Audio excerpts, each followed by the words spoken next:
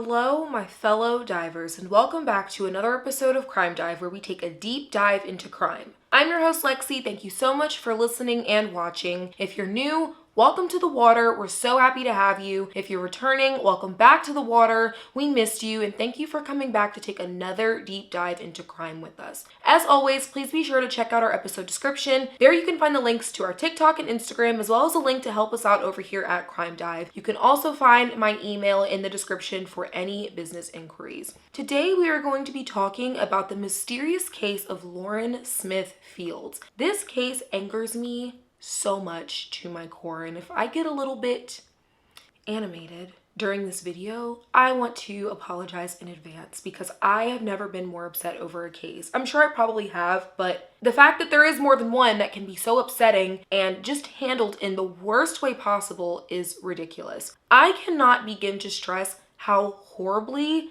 this case has been handled from day one. And I'm sure by the end of this episode, you will feel the exact same way. With that, let's get right into the case. Lauren Smith Fields was born on January 23rd, 1998 in Bridgeport, Connecticut. Her parents' names were Chantel Fields and Everett Smith, and she had 3 brothers. Lauren's family was very tight-knit, and she was especially close to her mother. They would get their nails done together, they would just hang out and just do girl stuff together. They just loved spending quality time with one another. Lauren was very, very big on family, and she was described as being driven, ambitious, and she was just focused when it came to knowing what she wanted to do with her life. And when she was set on a path, good luck trying to get her off of it. It wasn't gonna happen. Lauren was very health conscious. She really enjoyed getting into fitness. She liked working out, eating healthy. She was so committed to eating healthy that she actually lived on a plant-based diet because she was very focused on maintaining her health. It was something that was just very important to her.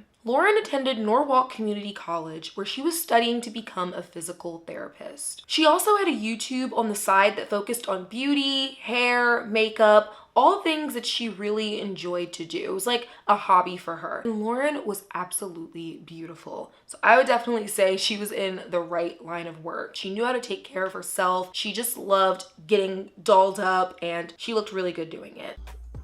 I guess I got this is 22 inches. And I didn't want it that long, but that's why, because I usually get like 24 or 26. Until I'm feeling my even look. But this is like another wig of mine. I'm gonna take this wig off and put this motherfucker on. Period.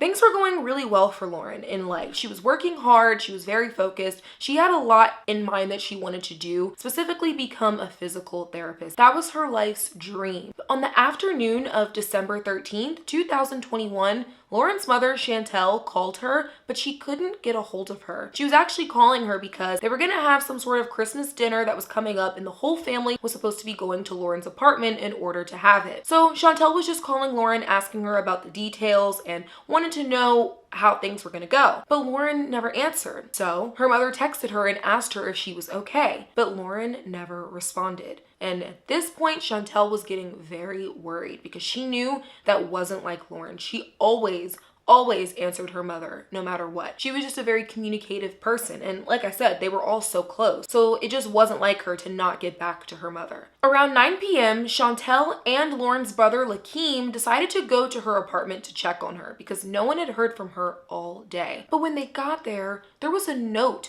on the door that said, "If you're looking for Lauren, call this number." And the number actually belonged to Lauren's landlord. So Chantel calls the number and she's like, "Hi, I'm Lauren's mother, looking for Lauren. I found this note on her door." So the landlord immediately comes down to speak to Chantel and Lauren's brother, Lakeem. And it was at that moment that they told both of them that Lauren had actually passed away.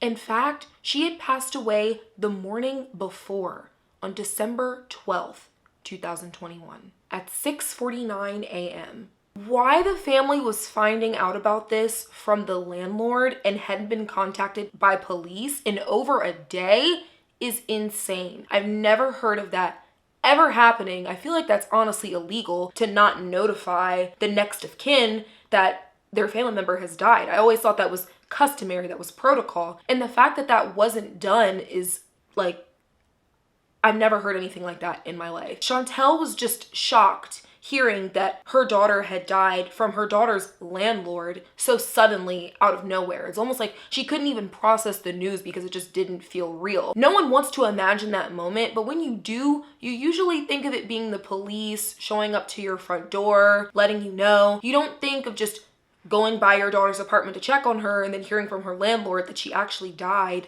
the day before. It's just not at all how you would expect that announcement or to be told that news. It didn't make any sense. I mean, why hadn't the police contacted her? It wasn't like there was any investigation going on, no sense of urgency. Her apartment wasn't sectioned off, there was no caution tape, and it makes you wonder, if Chantel and Lakeem hadn't gone to Lauren's apartment that day, how long would it have been before they found out that she had died?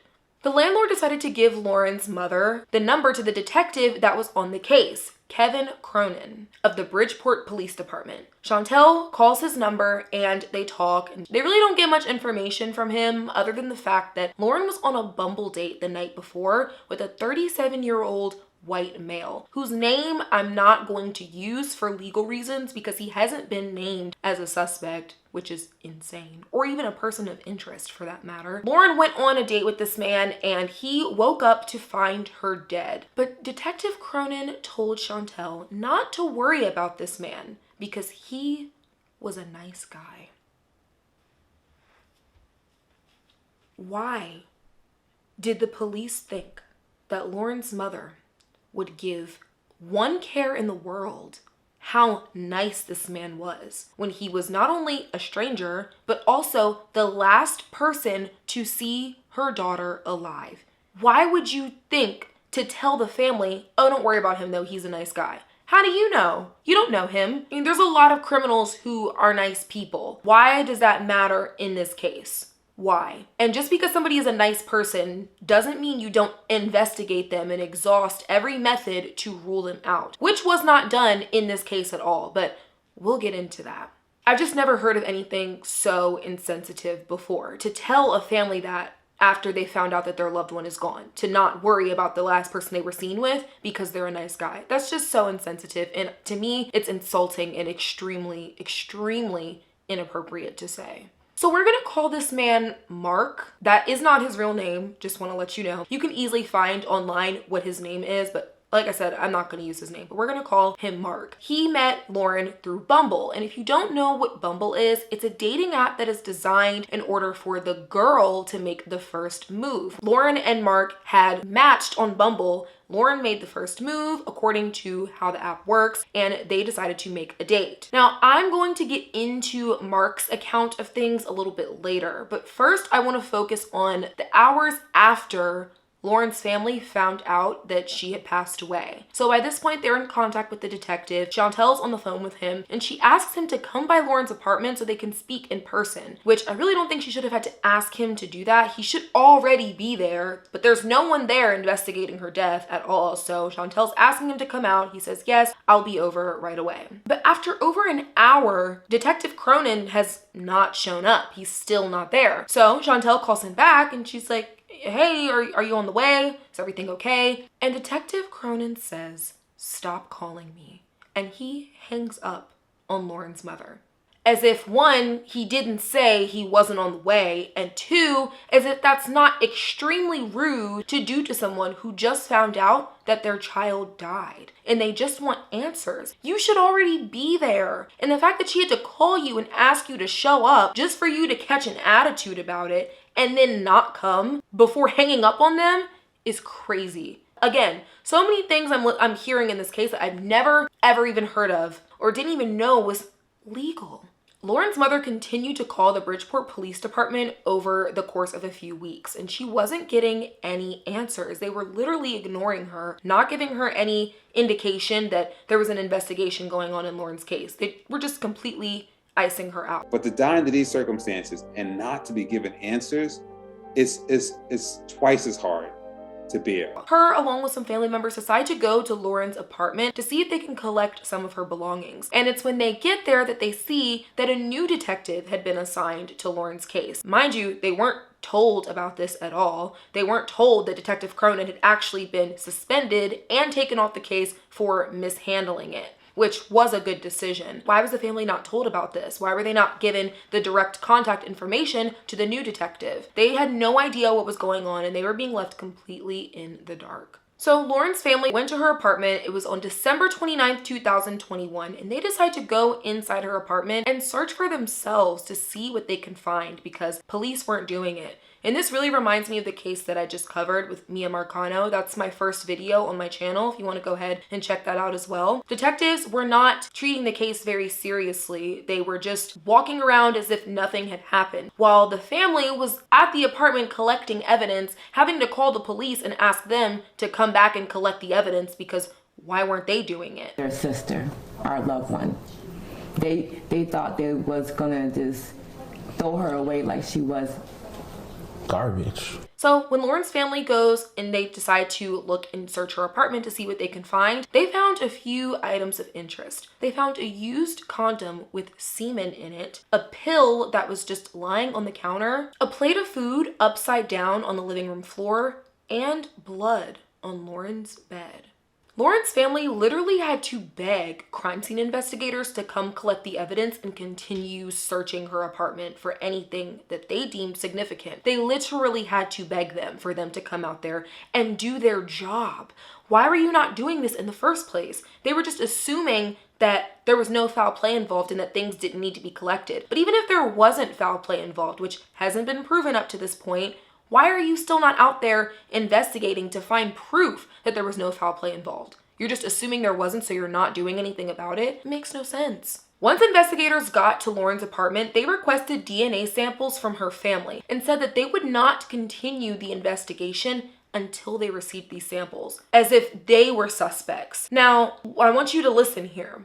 Up to this point, there's been no type of urgency to collect anything of importance related to Lauren's case or her apartment. So why now are you so pressed about collecting the family's DNA? So much so that you won't continue the investigation until you get it. But yet the person that was last seen with Lauren, Mark, he has not had any DNA of his collected. His apartment hasn't been searched. He hasn't been seen as a suspect at all. But yet you're seeing her family, who wasn't even there, as suspects. You're pressed about collecting their DNA when the person who was actually there that night is just exonerated without any proof. The police didn't do any investigation. They let the guy go without any questioning, and they took a slight statement from him. And in that statement, he said that they never had sex, that he slept with his clothes on. But yet still, 2 weeks after her death, we have to force them to collect a condom with semen in it, a thing of lubricant, a pill that was found on the counter, and a bloody bed sheet. We have to force the police to take it. And to this day, those items still have not been submitted to the state forensic laboratory. So Mark was interviewed by police and he gave his account of what happened the night he was with Lauren and she passed away. Everything I'm about to tell you now is from his account. This has not been proven, but it hasn't been disproven either. But for whatever reason, police are just accepting what he's saying as facts without any proof to back it up. According to Mark, he had been matched with Lauren on Bumble, and they made plans to meet up on December 11th, 2021 in order to have a date. Now, Mark said that they had actually been talking for about 3 days, starting on or around December 8th, before they actually met up to hang out. Lauren invited Mark over to her apartment, and they were just gonna hang out inside, watch movies, play board games, drink a little bit, eat some food, just a chill night inside. As they started watching the movie, Lauren's brother actually showed up. According to Mark, he dropped something off, but he didn't come inside. Based on the way he told the story, it sounds like Lauren went out to meet him, got whatever it was, and came back in. Mark then said that after her brother left and Lauren came back inside, she went to the bathroom for about 10 to 15 minutes before coming back out to finish watching the movie with Mark. And it was during the movie that Lauren fell asleep. Mark finished watching the movie while Lauren was asleep next to him, and when it was over, he picked her up, took her from the couch to her bed to where she slept. And Mark said that he slept next to her, but that they did not have sex and that he never even took his clothes off.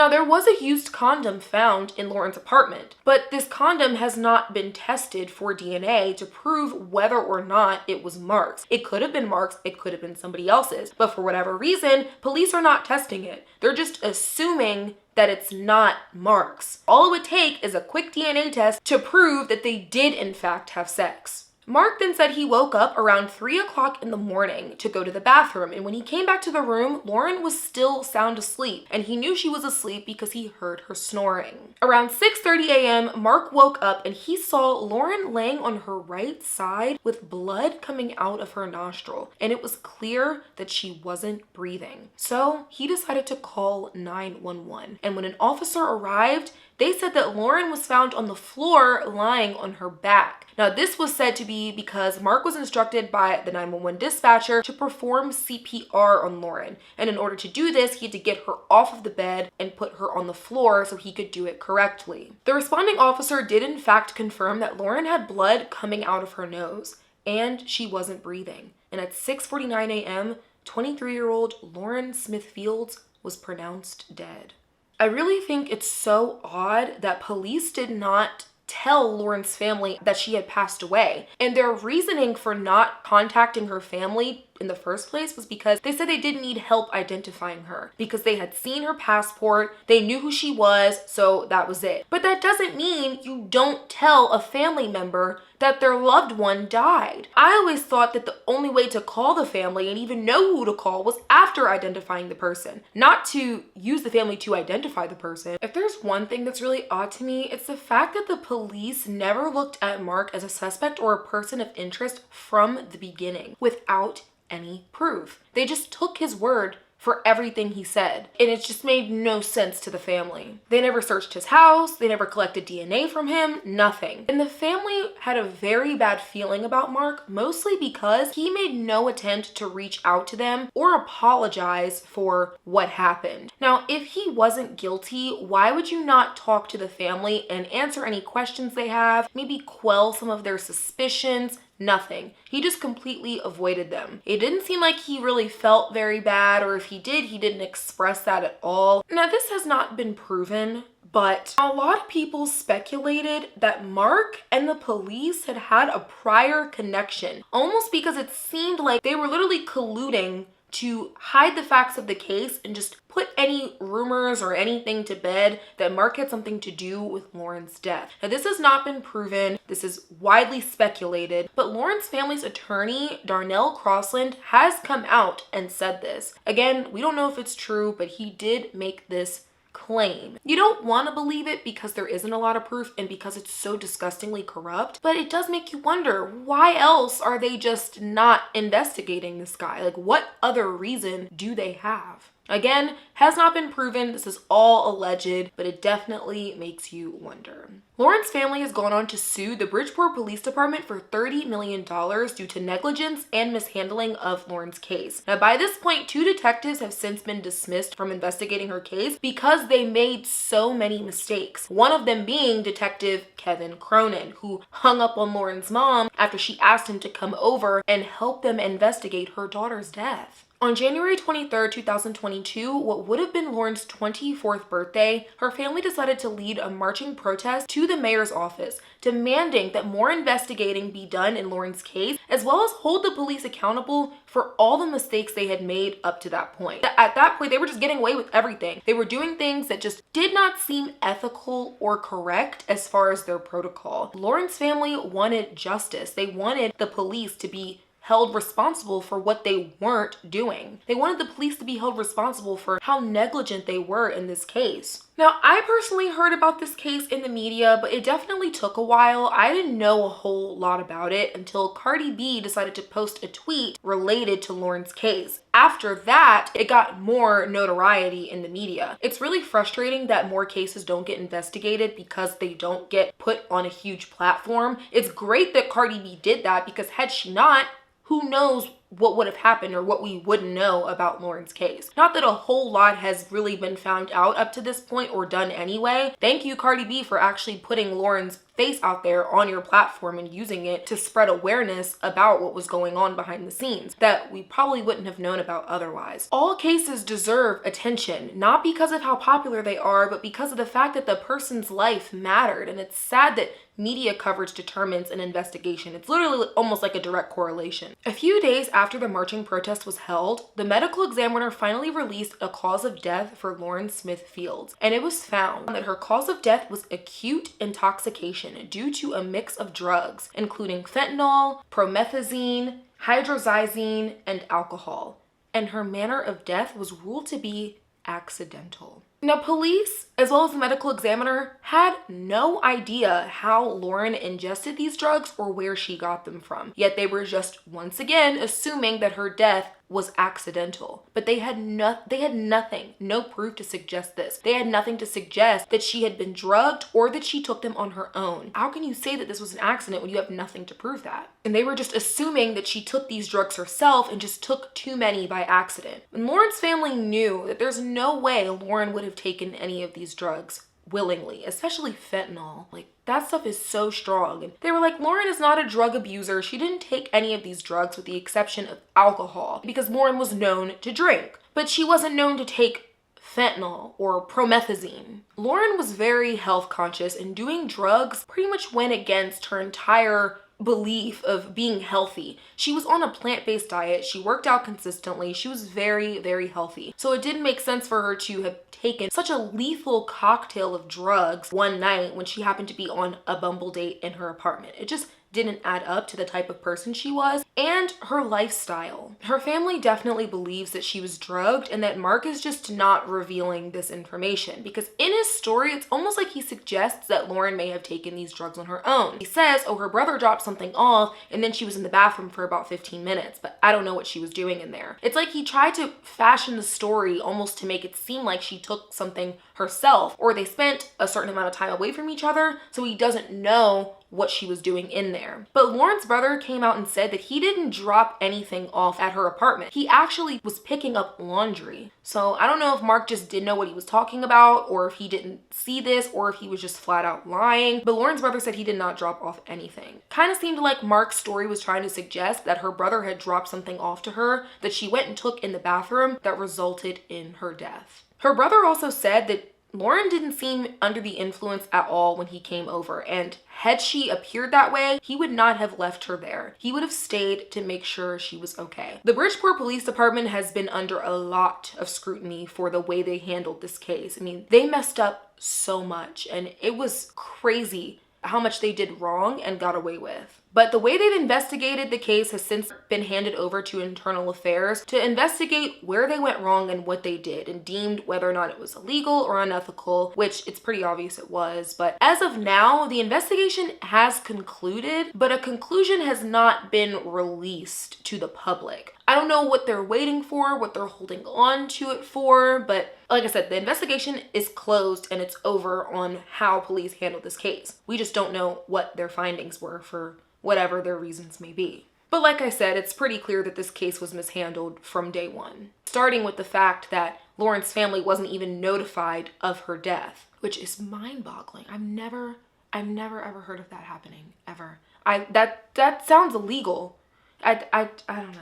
As of March of 2023, the death investigation of Lauren Smith Fields is still active and ongoing, but there really haven't been many updates, and if there are, the public has not been made aware of them. But a law has been passed in Connecticut that requires police officers to notify family members of the death of a loved one within 24 hours. You would think that would have already been a thing, but for whatever reason, it wasn't, considering the fact that the Bridgeport Police Department did not do that. But at least now there's something set in stone saying that you actually have to. Lauren's case has also been turned over to the Narcotics and Vice Unit to further investigate. As of now, the family has been trying to get the public records of the 911 calls as well as the body cam footage from the morning Lauren died. But as of now, they still have not received that information. And that's because there is a huge backlog of requests for the Bridgeport Police Department. There's a lot of people that are requesting public records from them that they just aren't getting. Like I said, there's a huge backup of requests that don't really seem like they're being honored or acknowledged at all. But her family is not giving up the fight or hope that they will find out what happened to Lauren and get justice for her. This case angers me so much.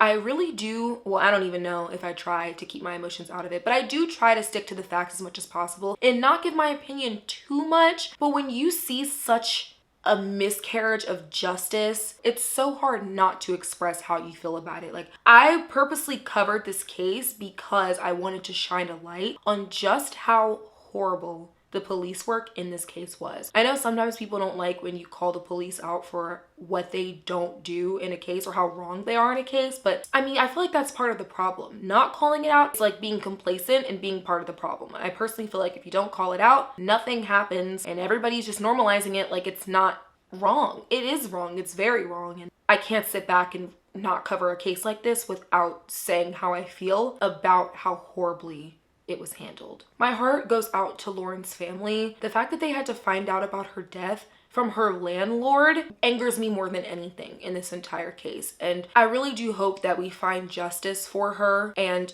find out what really happened to her. And maybe somebody will look at Mark a little closer. Again, that's not his real name, but I can't use his real name. But with that, we're gonna go ahead and wrap up today's episode. We'll be back next week with another episode. Thank you so much for listening and watching, and I hope to see you in the water soon.